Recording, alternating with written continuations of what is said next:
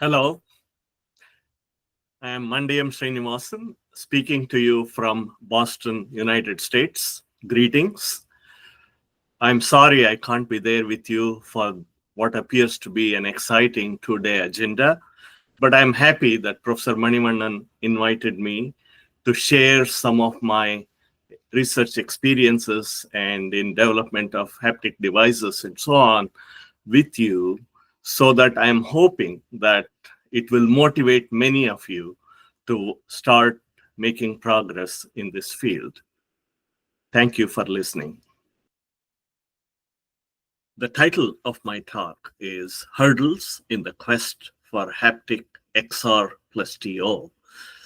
I put TO in there because what I find is XR is usually in our current vision and audio dominant world is seen as purely enhancing our perception of this extended reality. But I also wanted to emphasize that haptic, especially with haptics, it includes teleoperation as well. That is action at a distance. You operate a robot here, say, for example, and that will control another robot at a distance, maybe a continent away, that can manipulate the objects around it. So I will draw upon examples from the work we have done over 3 decades at my MIT Touch Lab, as well as around the past 10 years or so at UCL. I started my MIT Touch Lab around 1990, and and we have made progress with a variety of devices. We would like those and advanced versions of those to become ubiquitous, and hopefully this talk will excite enough of you to make that progress.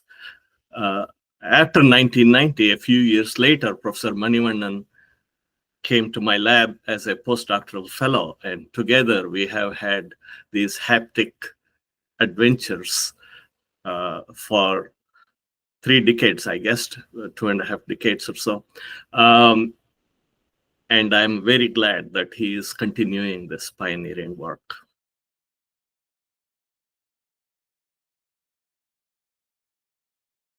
Now, maybe most of you know what haptics is, but still, for those of you who are unfamiliar, I just want to give a quick intro. Haptics essentially has to do with our sense of touch.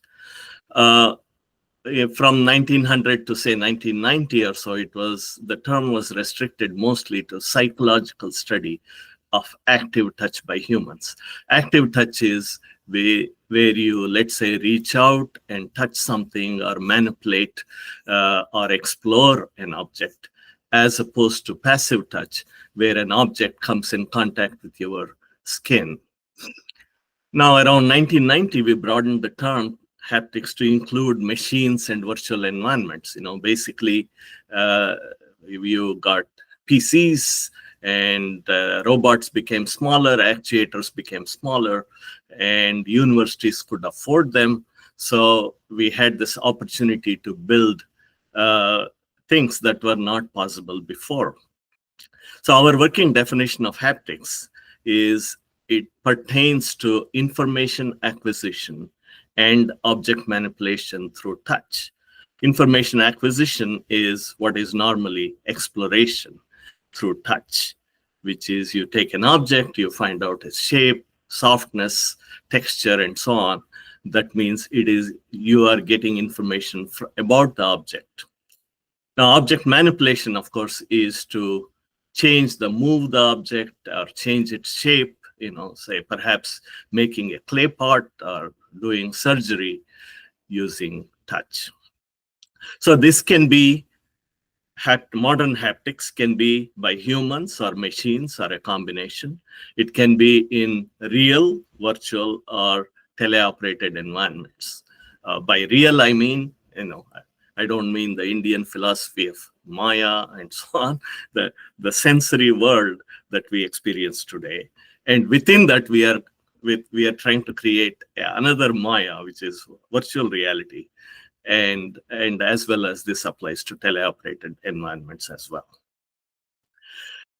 Now, what I'm going to talk about would be two particular cases. One is devices that enable single point touch, as if with a stick. Of course, this is touching virtual objects that are programmable under program control.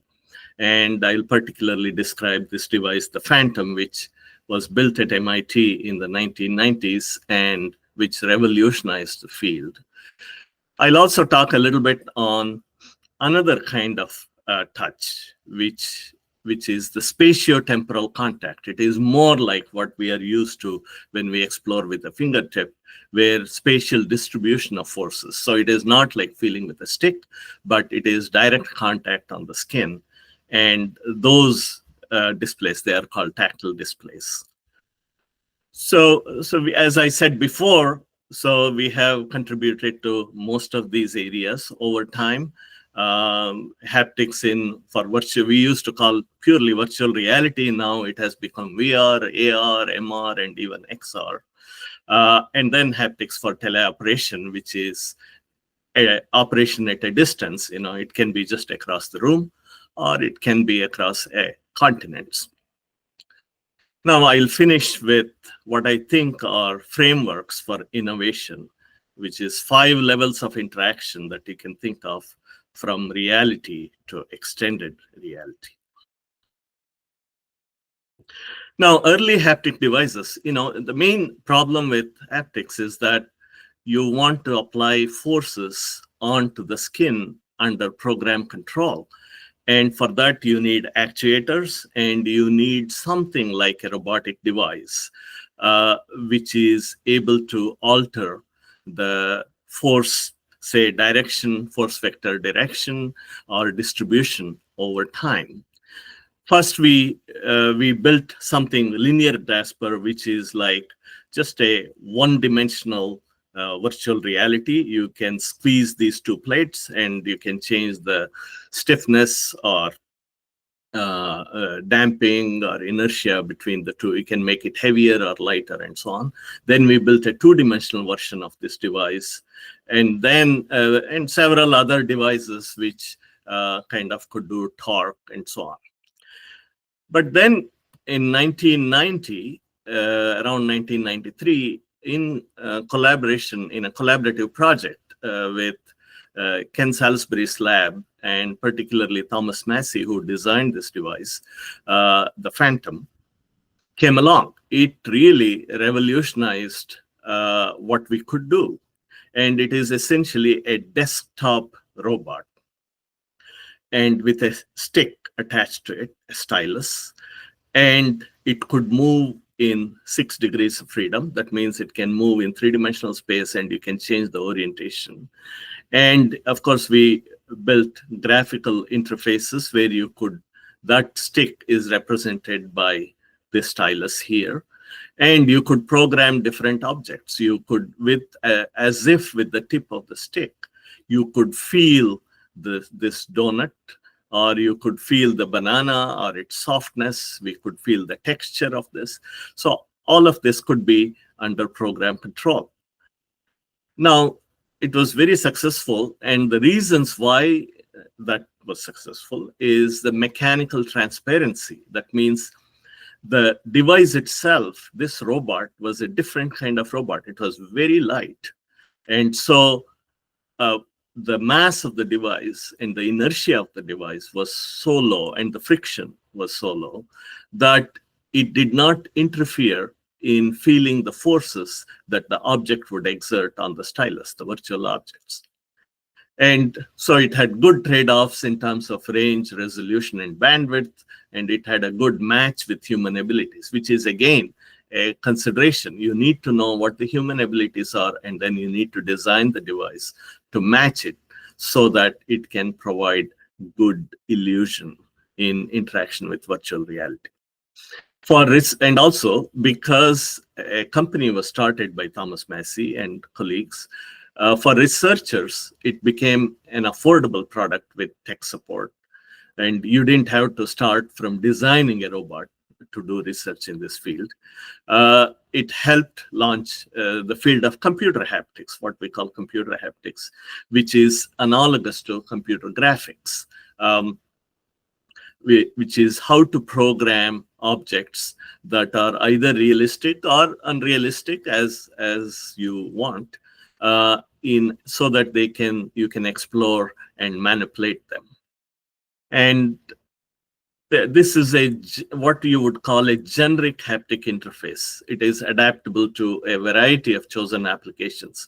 It can be model for, say, teaching anatomy, or it can be for doing surgery, or it can be for designing a clay pot or designing shoes, for example, which it has been used for before. Now, because a company was started, they were also able to manufacture different devices. Here is a kid suddenly realizing that he is touching a virtual object that is not there. It is like ghost of an object. So they Sensible Technologies is the company, and it devised a variety of devices for users. Now, but it did not, the Sensible Technologies is no longer operational as far as I know, or it is operating at a much smaller scale. And the main reason for whatever the failure, business failure, it was very successful from a research point of view, is mainly because of low volume sales. It was successful in producing systems mainly for research clients. They had a program called Virtual Clay, where you could take clay and modify it. It is like a CAD/CAM program. And so it did not increase volume. So it helped in terms of, as I said before, shoe design or animation characters, digital dentistry, and a variety of industries. They try to go into many of these devices, many of these industries, but it was not a large volume sale.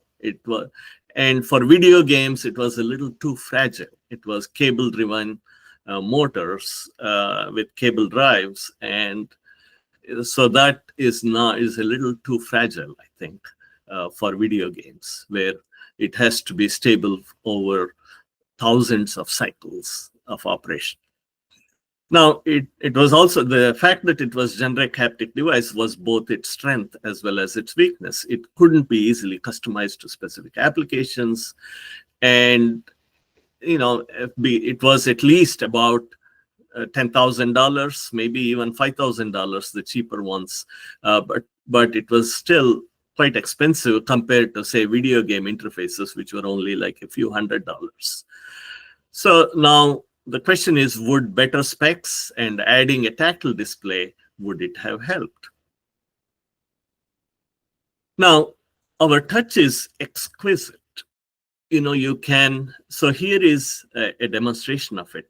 Here is Nat Derlach, my old mentor, who unfortunately is no longer with us. And he is communicating with deaf and blind people. So both of these people, they became deaf and blind when they were about 1.5 years or 2 years old. So they couldn't hear, they couldn't see, but they were at least fortunate enough to find a teacher who could train them in a system called Tadoma, where they could put their hands onto the face of the speaker, and just through the vibrations of this speaker produced, they could understand speech in real time. And to me, when I conversed with them, in fact, one of them said, Indian, he could recognize my Indian accent. So that was amazing to me. And so what it says is, if you are able to deliver the right kind of spatio-temporal signals on the skin, you can have amazing things. Now, of course, in the movies and all that, you see lots of these expressed in terms of virtual haptics or video games or minority game. What you would like ideally is you wear a glove and you can program any object and you can feel that object. But it is not so simple because there is physics involved, unfortunately. In the case of the phantom, any force that is applied on you has to have a reactive force that will be transmitted to the ground. Whereas when you are wearing a glove, any force that is applied on your skin has to be somehow transmitted to the ground or to other parts of your body, which is not simple. That kind of transmission is not simple. So that has been one of the limitations. But nevertheless, there has been lots of attempts over history in terms of tactile displays. One of the best known ones, early ones, is Braille, where you had dots and people could read text, and it's amazing speed, actually, almost same speed as our reading speed. Then the people have produced embossed maps for blind people to navigate through buildings or local areas. And there was, even in 1960s, a thing called Opticon, where you had 24 pins that would indent the skin and you could convey text information.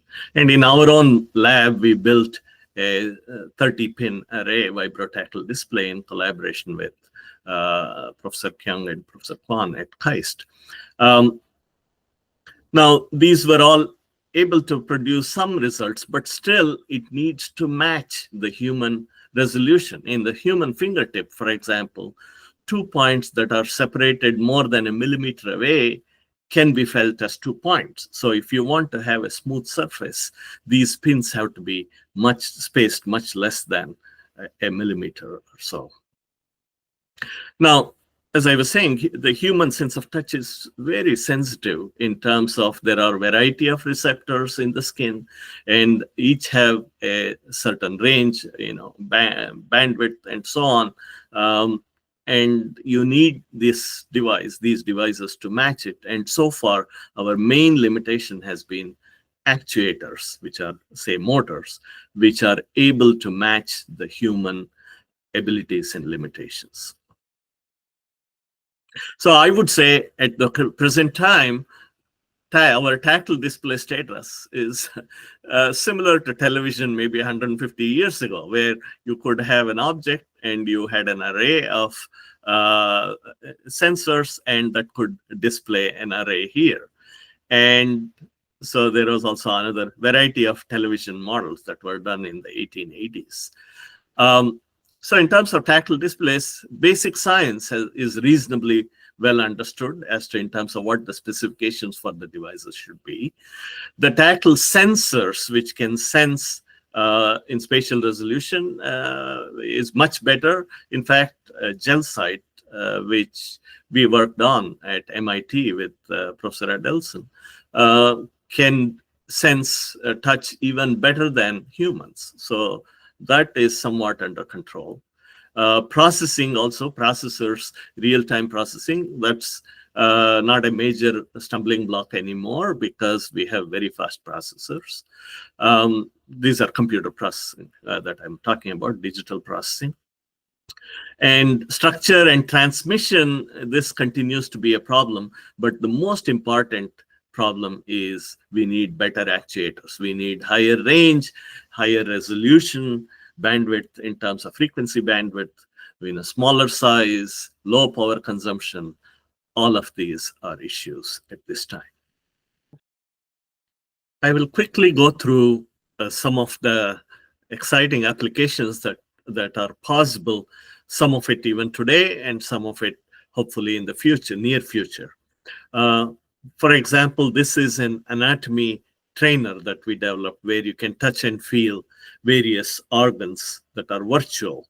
And so it can be a good training aid for budding doctors, I think. And we also developed some sort of an spinal injection simulator, where you can actually feel the needle going through various layers if you're doing, say, a lumbar puncture.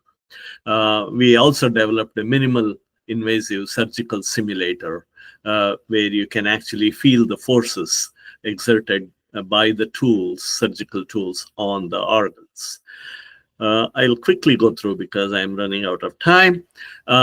One of the other areas would be communication. That is, we demonstrated the first transatlantic touch in almost 20 years ago, um, where the phantom device was in my lab, and in Mel Slater's lab, another device was there, and together we could touch and feel each other's forces and manipulate an object. Of course, the time delays were a problem, and that will continue to be a problem. There is no getting around the limitation of speed of light, So but hopefully with good models, we can overcome some of those limitations. Mel Slater and I have also done other work in terms of communicating with rats through a robotic device. And what we need is really affective haptics, which is ability to convey emotion. And that is still a little far away, I think. Of course, in robotics, in telerobotics, teleoperation, there have been lots of advances. There is certainly a surgical system called the Da Vinci system, made by Intuitive Surgical, which is used every day all over the world. There are, of course, variety of industrial and other things. We have even built at UCL a micro nanoscale teleoperation system where you can feel micron-sized objects in real time and manipulate them.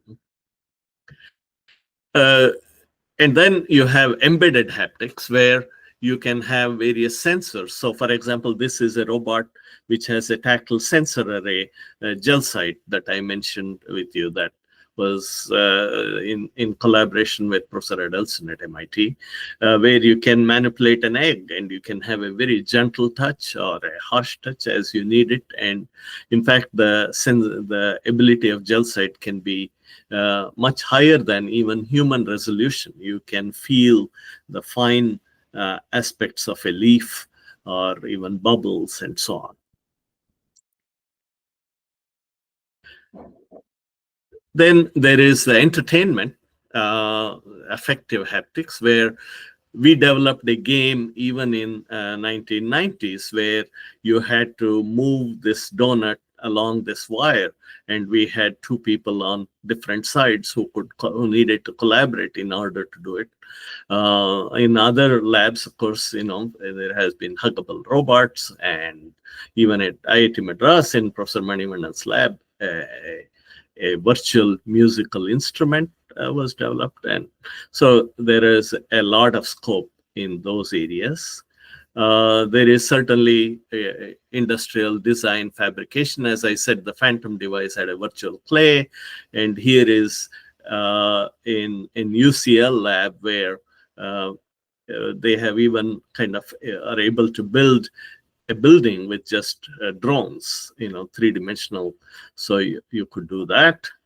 And all of that could have haptic feedback to the user. Those drones could be teleoperated, and you could control, and you could feel those forces through a haptic interface. So let me go to and then there is also aids for blind and deaf people. Of course, just like I showed you tactile maps before, but with a phantom device, you could have a virtual map, just like you use GPS. Sighted people can use GPS and say Google Maps or something to plan their path to a certain location. You can use the phantom device and program, and you could feel the paths, and afterwards a real cane with some sort of actuator and tactile feedback can guide you to those locations that the blind person needs to go to. Then one of the applications that is really exciting, that was surprising to most people, I think, is what we did in collaboration with Professor Miguel Nicoleles at Duke University, where we were able to put a sensor array into the brain, implant it into the brain of a monkey. And as the monkey was manipulating, let's say feeding itself, then you could basically take the signals out of the brain and pass it through an artificial neural network and train the neural network essentially to predict monkey's hand position and convey that across the internet to my lab. And the phantom would be mimicking what the monkey's hand was doing. So, as I said, I think Wall Street Journal, which carried the story, is that it was as if the monkey had a 600-mile long arm. This is 600 miles, the distance between Duke and MIT. And, with also with a suitable actuator, with the suitable stimulation, you can convey that sense of touch back to the monkey brain, for example. So you could have a whole closed loop. And there are already some companies which are producing these sensor arrays that are being put into people. Let's say somebody like Christopher Reeve, who played Superman in movies. He had an accident falling from a horse, and his spinal cord was cut. Essentially, it was impaired. So even though his brain was fine, sending signals, it couldn't reach his limbs, so he couldn't move. So for people like that, you could have a parallel path. That is, you can have an array here that could sense his thoughts or what his desire was to control, and that could control a prosthetic device. So these are brain-machine interfaces that some are already in there, but in the future, hopefully a lot more that will improve the quality of life for people with, say, spinal cord injuries. So what I want to convey is quickly levels of exploration. So first, your first level is just the real world, and we are exploring, right? We are sensing and so on. So this is purely exploration, where you have sensory signals coming from the world to your brain, and you are experiencing it. Next level is, of course, manipulation, where you are activating your motor system, and you are able to manipulate the exterior world. That is the second level, which is just not purely experience, but you are also able to change your environment. And then you have third level is you have tools which have been used for millennia, where you can improve your abilities through the use of tools. So they are a layer between your brain and your body, let's say, and the real world. That is level 3. Then you have level 4, which we are now talking about, immersive interface technologies, where between your brain and the external world, where you can feel real and virtual worlds, and you can merge them, as in mixed reality or XR now, which conveys all of these. So new technologies that can enhance both our body and brain with these. Then you have further. Then what will happen, though, is that we know that brain has plasticity. That means based on the stimuli that it receives and based on its actions, its own module, software module, so to speak, will modify. Areas in the brain will modify. So brain itself gets modified, which means you create a whole new self because of these abilities that you didn't have before. So you can have, for example, real-time modeling and simulation of huge data sets. You can live comfortably, let's say, in abstract spaces of high dimensions. It is possible. Plug and play skill acquisition, for example, you can suppose learn to do surgery in much less time than what it takes right now, or learn to play a musical instrument. You can have perhaps even superhuman reach and super fast reaction time because of these technologies. And many of these are possible if you put in enough number of hours in these immersive interface technologies. Hopefully, it'll all be for the better. I'm sure there will be some bad applications as well, but that's the way the technological progress works. So with this, I conclude my talk. Thank you very much.